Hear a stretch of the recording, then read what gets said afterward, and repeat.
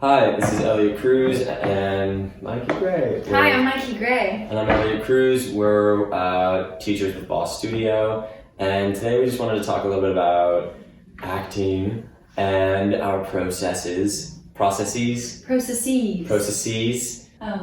did you get your training and how has it impacted your current practice today? Great question. I grew up in Ann Arbor, Michigan, and I ended up going to the University of Michigan. I did not know that they had a performance program, and I got pretty lucky in high school because we had a new teacher who was a graduate of the acting program like 10 years prior. And I told him I wanted to be an actor, and he was like, cool, let's get you some monologues, blah, blah, blah. So I got my training. Long story short, I went to Michigan for a BFA. Training. Good training, very good training. Sort of like a quasi-conservatory idea with like a lot of liberal arts credits thrown in. I also spent something that I consider really big on my training was I spent 10 weeks doing an apprenticeship at the Shakespeare Theatre of New Jersey, where like I really dived into classical text and predominantly Shakespeare, but also like Greek tragedy and Moliere and Restoration comedy. As to where it's gotten me today, I think it's really given me an appreciation for text, and because that's how I usually that's usually where I work from first whenever I'm doing something new. Is like, what does the text say? How does the text inform this character? What words do they use? How do they use them? Who do they talk to the most? Who do they talk to? Who do they not talk to as much, maybe? And I think that's invaluable. I think focusing on the words is really what's made me a better actor. Words, swords. Yes. Swords. All you need is swords. Combat's great too. It is. In terms of the text, Mm-hmm. if I were your student, how would you approach a lesson? How do you initially dig into the text? What is it? So initially I dig into the text. I usually like to start students off with something that's a little bit outside maybe their understanding of what text is. So for example, I like to use a lot of Jose Rivera monologues because he writes magical realism, and his monologues are always like so thick with imagery and like it's just very different, but it's not like I'm throwing Shakespeare at them. It's still familiar words. It's just that he's saying things that you just would never hear in, I don't know, maybe like a movie, say, or like most people's understanding of like drama. So what I like to do is focus on what verbs are they using? What descriptors are they using? How are they choosing to explain something? Like, why are they choosing these words right now? If somebody is saying if somebody says something like, okay, I need a second to think of a line from a Jose Rivera monologue, like, our sick and sore God is falling from the drunken stars, which is kind of paraphrasing. Why is he choosing to use those words? Why is the character using those words? Why aren't they just saying God is dying, or God is falling from the stars, or the stars are dying out? Why are they choosing to use these words? So that forces its students to first of all, like, really open up their imagination, really like return to like a very basic sense of creativity. And it's like, well, because like it's so dire, because those stars, that's the best word that they can possibly use to describe that situation, So I think it opens up creativity a lot more than just giving something like, like very pedestrian speech. Yes. I really love what you were saying about verbs. I'm going to go on a quick tangent for a little bit. Please do. Tangent up. Thank you so much. Yeah. Thank you. It's very kind. It's part of my process. This is the processes. When I see a problem, I address it. That's right. Always say yes to solving the problems. Yes, and problem. Yes, and. No, I love. Yeah. Elliot, I love what you were saying about verbs and activating those verbs. There's so much like actor lingo about activating words and using actions in a speech, especially a monologue when all you have is yourself. And I learned something when I was studying abroad in Australia, which was really fascinating, that Americans tend to emphasize subjects, adjectives, and nouns in speech. And that Brits and a lot of other places in the world, they tend to emphasize or put more emphasis on a verb, which actually just activates any sentence. Exactly, yeah. And there's something really lovely about what you're saying in terms of using really beautiful text and then pulling out those verbs as a way to engage in the actual action of the speech. Exactly, and that's how I came to, that's how I try to teach things like Shakespeare. That's how I was taught Shakespeare. It was like, listen, this may seem like it's really difficult if you've never worked with this kind of text before. Yes. Like what you just said, this may seem really difficult. Yes. This may seem really difficult. Which is actually much more interesting if it's like, why did I even just use that word? Why do you perceive it as like, oh, well, this is... Sorry, that was a great example. No, please. Continue. Thank you. This is all part of it. Of what? Of it being in the table. Being in the table.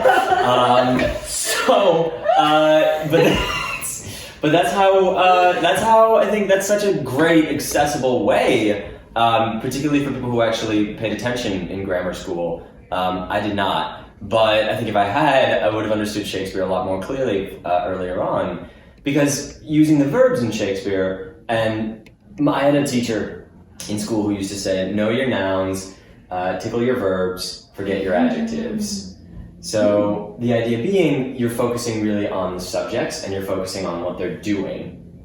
You know, like when you're analyzing or when you're actually performing. Both. Like it's fun to play with the imagery of any speech. Like I don't know, oh, for a muse of fire that would ascend, the greatest heaven of invention, a kingdom for a stage, princes to act, and monarchs to behold the swelling scene. So, oh, for a muse of fire that would ascend, the brightest heaven of invention, a kingdom for a stage, princes to act, and monarchs to behold the swelling scene. All of a sudden, that just opens up so much more. You suddenly get the story.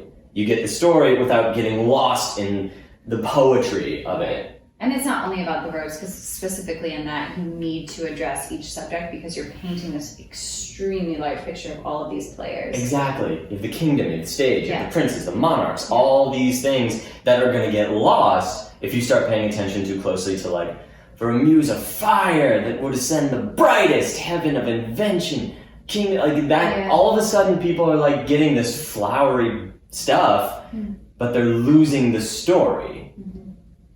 So that's another, I think that kind of comes back to what you were saying when you were training in Australia. Where did you train, by the way? I studied at NIDA, which is the National Institute of Dramatic Art, for a semester. That's awesome. It was pretty cool. Yeah. It was fascinating because that world, like any warm climate, moves a lot slower than what we're used to, like specifically coming from New York, where I was.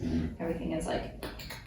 Fast. Yeah, no. In a really great way. They both teach you really valuable lessons, but it was slow, but it was also intense. So we would get out of class at whatever, this is not usable, but we would get out of class at like 6, and then we would be there till 10, and then we'd all go to the pub, and it was like, but like there's no end, right? Like, and that was part of the lesson too. It was like processing all that had happened in the human. That's so cool. Yeah. But that I think that goes back to your training, that this there's this emphasis that I think Americans do tend to just naturally put on, you know, what's the imagery, where's the pretty picture, you know? Not always, but you see that you see a reversal in that in other schools of training, particularly like more text-based, like British training, and other schools obviously, but this idea of like, what's the story? What's the story? What do we need? What is worth keeping? And what is worth referencing? Which I think is much more of a creator's role. And when I'm focusing on acting, that's not necessarily the role of the actor to like figure out that big picture storytelling, right? Yeah. So like that's more of a director's job to say, hey, we're gonna paint this picture this way, so why don't we move you here and we'll do this to emphasize this and to highlight this. But I think for an actor, it's such an interesting struggle because it's always just about making something pretend totally real. Yeah. Which is, why is that so hard? I'm not sure. Why is it so hard to make something pretend real? Yeah, when it should be the simplest thing. It's difficult. It is. It's really difficult. And I think that's why practice in some sort of routine is so vital to like really engaging in material and really engaging in like your own process and understanding what works for you and what doesn't. But that constant work or play is so vital to everyone's process, I think. Do you have like a process that you do like where you consistently like work like your tools or your, I don't know, like keep yourself sharp essentially? Like do you work on monologues? Do you do vocal warm-ups every day? Do you sing? Is there something that you do? That's okay. I'm bad at it. Like I just started doing like there's like a 15-minute vocal warm-up that the National Theater has on like their YouTube channel.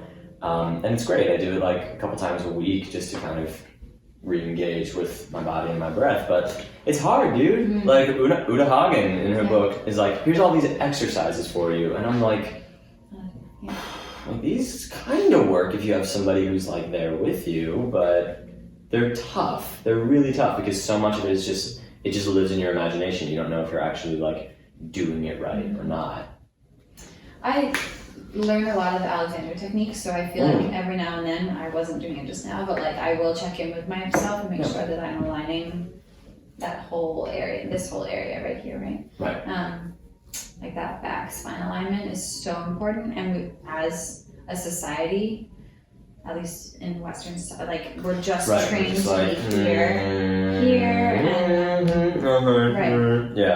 and and sort of crunched and like slouched and so the whole thing. And it's so, and it's comfortable sometimes. Sometimes it's not, but it's that just like total awareness. And it's as simple as like when you brush your teeth, doing like toe exercises, or when you brush your teeth, like making sure that your alignment is great, or when you're on the subway holding and then balancing and making sure like that everything is aligned in some way. So physically, I think I'm much more in tune on a daily basis. I think like being an active person in the world, whether that means like an athlete or otherwise, I like dance when I can, I experiment, I climb on anything that is climbable. Do you know what I mean? Like activating all of those muscles in ways that you'll need to someday, at least, hopefully, use on stage in a strange way. Right. Oh yeah. You have to sort of be ready physically for that at all times. See, that's just like that. That's, you never know when you're going to go into that. But vocally, I think it's really challenging because unless you're a musical theater performer, I feel like it's like easy to get away with not doing as much. But it's so vital. Because, I mean, particularly in Chicago, right, where we have a lot of storefront theater that doesn't necessarily require you to always project as loudly. And you know, there's plenty of theater in the city as well where you would need to project, but I think the vast majority of early career actors are working in smaller storefronts. So it's important to be warm, it's important to understand what your voice is doing, and it's obviously important to project properly so you don't like, but that's not the kind of thing that I think we have to worry about as much in this particular environment. And film and TV becoming such a powerhouse as well. Exactly. So there's really not a huge emphasis placed on it by anybody, by teachers, sure, but like by directors, by other actors. So it's tough. It's tough to kind of see the need to keep doing that unless like you're doing, unless you're going to like American Players Theater for like 5 months. I think it's really funny because we're talking about how projection isn't necessary, but it is in so many ways, and I think that's because it's what I've been taught, at least, and what I try to teach is that projection is actually just articulation and like breath support. Yeah. Like all of those things that are actually much more easier to comprehend than just like screaming or using full voice, right? Yeah. And it's funny, I was on set a while ago, but there was an actor who we truly couldn't understand what he was saying because we were just sort of and that was good, right? That was good. Right. But none of his scene partners were able to respond to him because he wasn't articulating. And even in that small, intense moment when the mic is truly right here, trying to pick up every single sound, it's like you still need to be practicing that level of articulation. Absolutely. And consonant work and vowel work and all of those beautiful things that are so fun to play with on a daily basis. That's the thing. It's so fun. Once you get into vocal work, like whatever it is, it's Morris or Linklater or whatever, it's so fun to be able to like open yourself up and just feel effortless, you know? When you're fully warm and when you're warmed up, it's just effortless. You feel like you could just sing 3 hours of opera, you know? Even though you shouldn't. But it was the same thing. I worked on a film where a guy was just like all the way down here to the point like the movie came out and I'm watching it like I still can't understand what he's saying. Like So it's important regardless of the medium. It's really important. I'm gonna look at your other questions because I feel like they were really lovely. Thank you. Again, 10 minutes. Came up with those in 10 minutes. Maybe less. So we want to talk about next. I don't know how this is vital to a student, that's what I'm trying to frame it for. But the work-life balance question. Right. Yeah, I guess it's like Elliot, how do you approach balancing your work as an actor with your life as an individual, and how do you make sure that you are a human first and not necessarily consumed by this industry that can be so grueling and so intense at times and so rewarding? Yeah. I've definitely been guilty, for a long time, of putting all my energy into like career and the art and the craft of it. And I found that, and at times that can be rewarding, but so much of the time you really feel like you're just banging your head against a wall. Because for every time you're told yes, you're told no like 5,000 more times. And that can just be draining.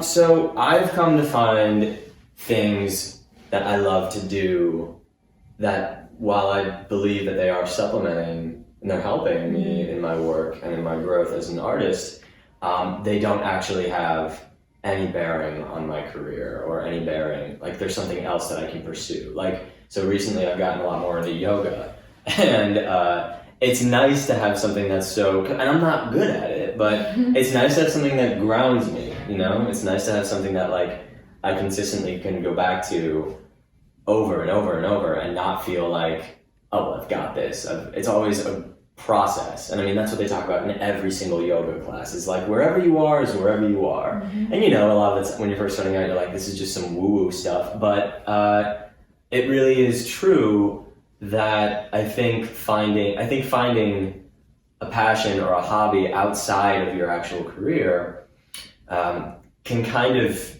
save you a lot of just unnecessary bad thoughts and bad feelings and feelings of inadequacy. So I've tried to kind of pursue, because I'm a really active person, I think most of the time, I've tried to pursue things apart from my career that ground me and that I'm interested in working on, but that I can just, when my career is just killing me, then I can just take a break from it and focus on these things. And I mean, there's other things I like to do. I like to cook. I like to read. I like to ride my bike. There's no lack of things to do, just to kind of just get it out of your system, you know? It's so funny because I think that every example that you just gave and any example that you could potentially give ever would impact your career Mm-hmm. in some way. It always is feeding Always. your own story in a way that you can like use those muscles for so many different characters or different productions or processes. Something that I really like to do recreationally is run. Mm-hmm. And I found that, memorizing is such a challenge in the theater and film TV industry, because it's just expected that you are ready to go at any time. It's not even like you just do it, right? Yeah, memorization is vital, and it's hard, and it's finding your own process is really important. And I have historically done a lot of like evening ritual around memorizing and making sure that it's the last thing in my brain, so that when I wake up it's the first thing that I think of, and that usually works. But I've also incorporated it into my own personal running. So when I was training for a marathon, I would if I was working on something, I would record it and listen to it, or if I was far along in the process, I would be just saying it, because there's something amazing about that muscle memory. Yeah. So it's just going along with what you said, that like anything that you do to enhance your own personal well-being can always fuel directly or indirectly your work as an actor. Absolutely. Whether it's learning focus, whether it's learning patience, whether it's learning endurance, whether it's just pushing yourself in ways that you did not ever anticipate doing that. So, it's so true. Vitality. Vitality. What else do you want to show me? Let's do like one more question, because like we have 35 minutes of recorded content. We have 27 minutes and 52 seconds of recording. Great, content. perfect. So let's do like one more question. We'll wheel around that a little bit. It's 2:30 just to get an because idea I'm of gonna time. teach. You can pick either question. What is the most important lesson you've learned, or, and I'll repeat whatever one you choose, or what is like an experience in this profession that was one of your favorite and that you want to like make sure that other people experience in their lives? Also, you have a question. Uh-oh, thank you. You just got it. Oh no, got it. Where'd it go? Is it? Oh damn. No, you're good. Okay, it's gone. Go. Make a wish. Okay, can you repeat the questions one more time? Yeah, so either what is a moment in your own career that you've like loved and wish to like explain why you're passionate about what you're doing? Or what was my first question? Something you've learned. Something you've learned that's like invaluable that you use. Some lesson Oh god. that you Okay. want to impart. Okay, give me a quick second. I think what I'll do, I'm gonna choose I want to choose the experience question, because I think that's good. That's like, I can kind of like offer that more. Great, Elliot. Yeah. What is one experience as an actor that you've had in your own career that has been fueling what you continue to do today? That's a great question. Give me a second to think about it. Yes. I didn't do that. No, that's all right. That's all right. We'll edit this in post. One experience that I've had that I really wanted. I was also not okay with it. No. That's good. I think it depends on your answer, but I think it's more like... Take a second to think about it and then just ask him the question again.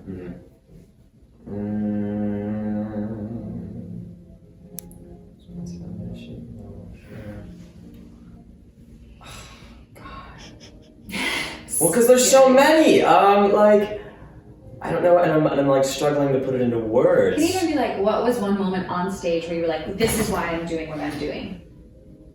This is why I do what I do. Okay.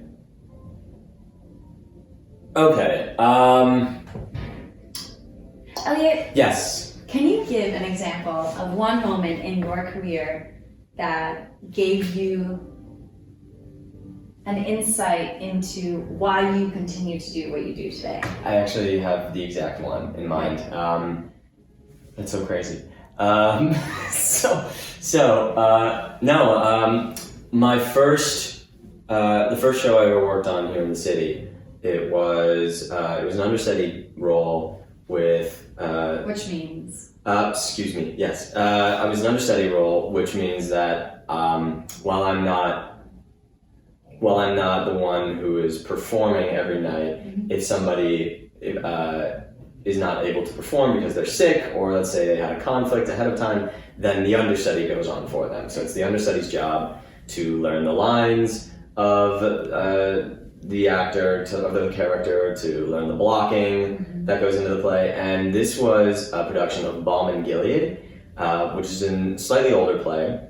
And it's set in an all-night diner in New York in the 70s, and there's an ensemble cast of about 30 people.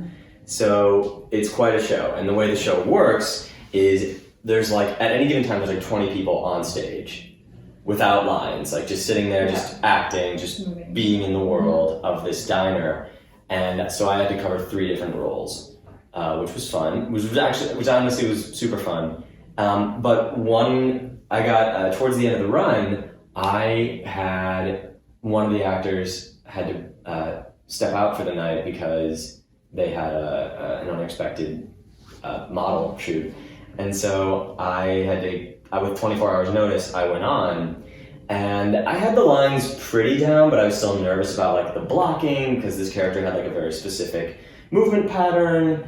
And I just remember being on stage that night and being slightly freaked out, and I'm in the costume, and I'm doing the thing. You've had no rehearsal. I've had no rehearsal, and I had and before the show even started, all the actors came up to me and they're like, "Hey, listen, we know you got thrown into this. If at any point you're lost, just whenever you're not talking, just walk up to one of us, whisper in our ear, ask us for help, and we'll tell you what to do." Because it worked within the world of the play. I see. So I wasn't distracting, as long as I wasn't distracting or anything. And so I did that a couple of times on stage. I was like, "Oh crap, what's next?" And I would just lean over to the person and kind of "Hey Diego, help me out. Where am I going next?" And he'd be like, "Oh man, you're just gonna go over here. Okay, now get away from me." And just the feeling of just this sense of community that kind of came with that these actors were so, without a moment's hesitation, were just anything you need, we've got your back. Just tell us when you need help. On stage too. You don't get, most understudies who go on stage, they're kind of out there on their own. They just have to know what needs to be done. And I had the unique opportunity that I had a whole cast of people who were offering to help me when they didn't need to. It wasn't their job. And so that to me was such particularly for this being my first show, my first professional show, this was such a aha moment of I love doing this because the people who do this are incredible, and they're so dedicated, and they're so passionate, and they're so kind and professional. So that, I think, is something that I would hope that everybody gets to experience, is this love of the people that you do it with, the love of the people that you do it for, because as so many, as I think we're pushing more towards this idea of ensemble as opposed to I'm the star, the whole group theater dynamic. I think that's something that's invaluable to remember, that it's about the work, it's about the art that you're creating together. Right.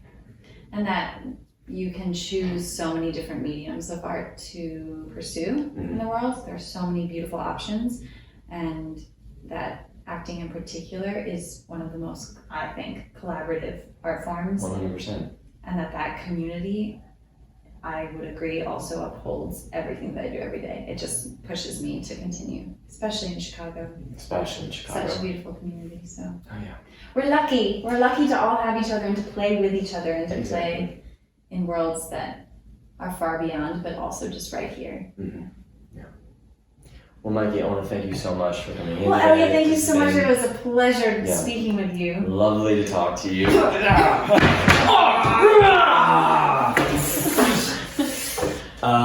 I think there's lots there. Oh, yeah. Yes. Thank you so much for tuning in, everybody.